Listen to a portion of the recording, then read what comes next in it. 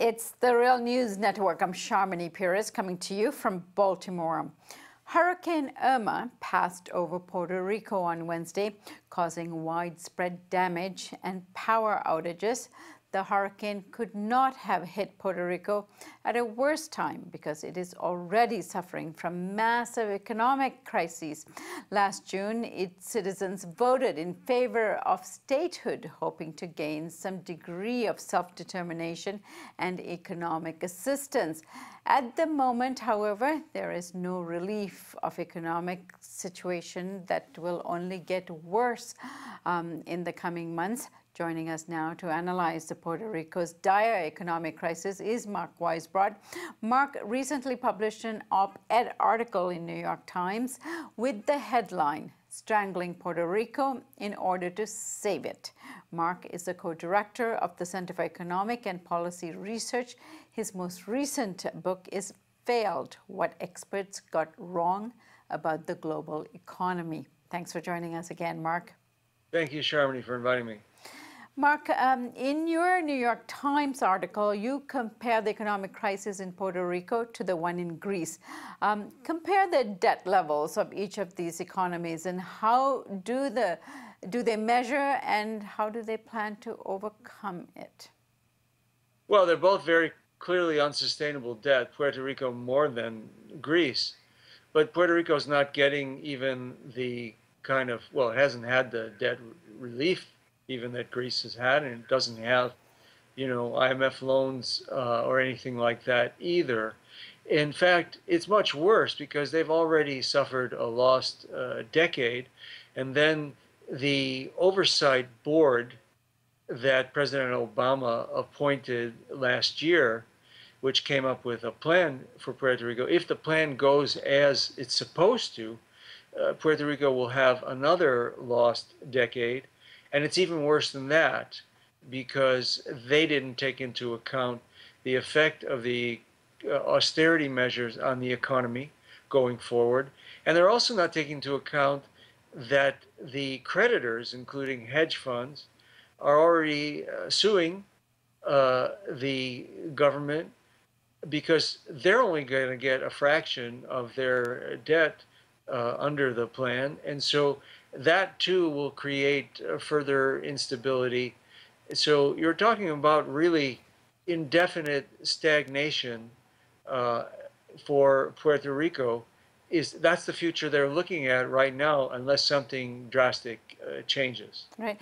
Now, members of Congress, as well as President Trump, have expressed a strong opposing position in terms of the debt relief for Puerto Rico. They generally present the problem as something that was self-inflicted by Puerto Rico and that it must thus overcome the crisis on its own. What's your response to this type of approach?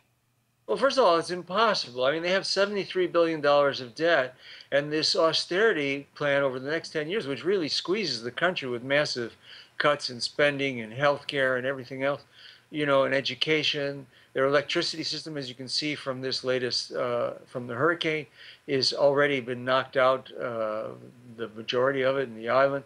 It's a terrible mess. And even with all of that, the creditors would only get about 7.9 billion of the 73 billion. So there's just no way. They can't pay it. This is an impossible thing, and it would never happen if it weren't for Puerto Rico's colonial status. It's technically an unincorporated territory of the United States. So they don't have control over their most important economic policies. If they were an independent country, for example, this could never happen. They would default on their debt like, Argentina did back in beginning of 2001. And then they would have a chance to return to growth. This is the kind of thing that only happens when a country really is just has no control over its macroeconomic policies and other policies.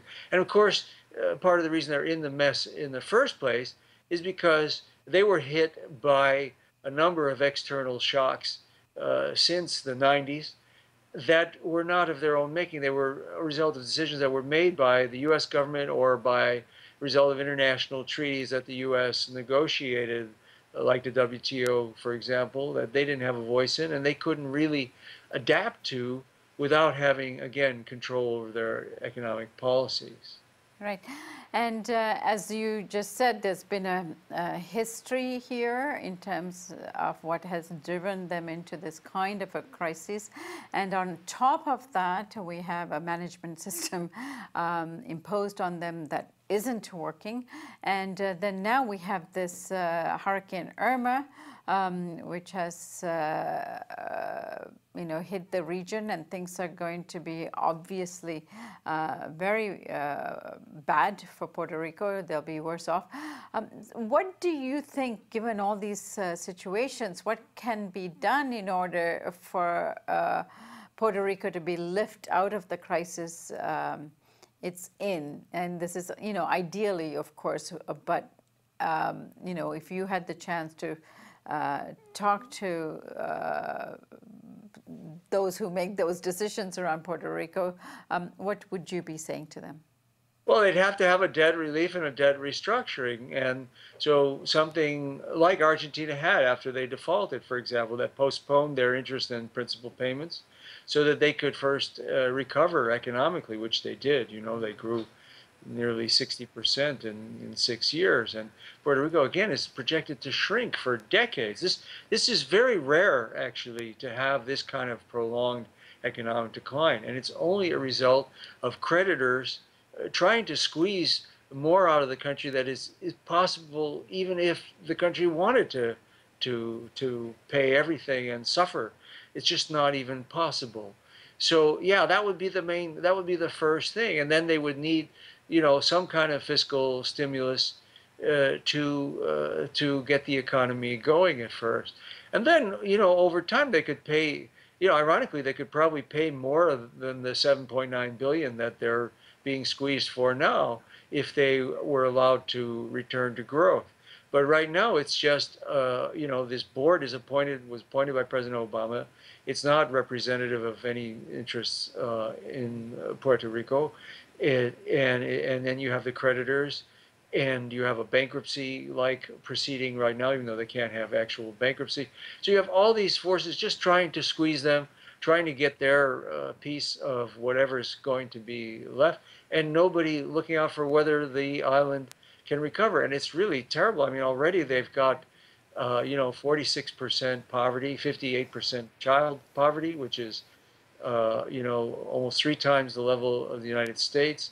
Their unemployment is 11.7%, more than 2.5 times what the unemployment is in the United States. Investment has fallen from around 20% in 1999 to about 7.9% today. Any indicator you look at, it's horrible. And they get squeezed also because, and this is again a result of their colonial status, like even though they pay Medicare taxes, they're not getting the same Medicare funding from the United States government that the states get. They don't get anywhere near the Medicaid support. And so that's another, they've got a real healthcare crisis because of that, because they got they got something to make up for that. Actually, it was considerable, from the Obamacare, but that was a one-time payment because, again, the U.S. is not obligated to include them in the Obamacare subsidy. So now they're going to run into further crises in healthcare in addition to the austerity.